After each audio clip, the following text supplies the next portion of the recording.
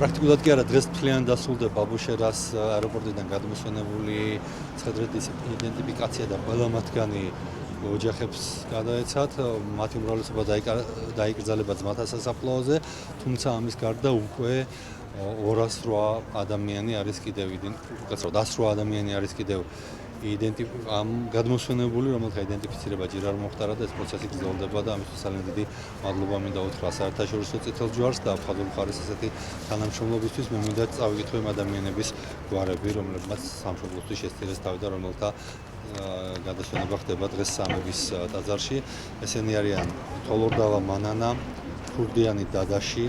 ჯანელიძე პაატა, ოსიპოვი გიორგი, ბიჭაშვილი დავითი, ინაძე გია, უტიაშვილი ვალერი,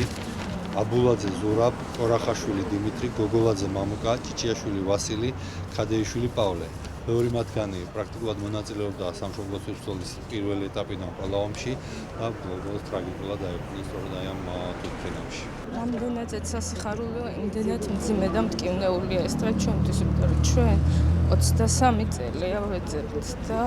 23 წლის მანძილზე საფლავი არ ქონდა და დღეს ვიცით უკვე ამოცნობილია და ოჯახს გვეცოდინება მისი საფლავი და დაუბრუნდა თავის მიწას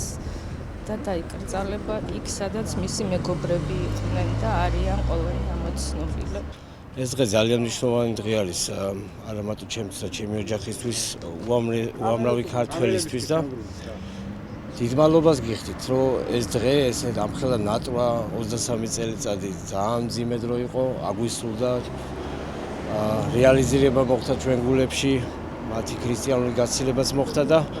რა ვიცი, მინდა უდიდესი მადლობა მოუხადო ყველა იმ ქართველს, ყველა იმ ინიციატორს, გამომთქვეს და აღსრულებელს, ვინც ამაში მონაწილეობა მიიღო.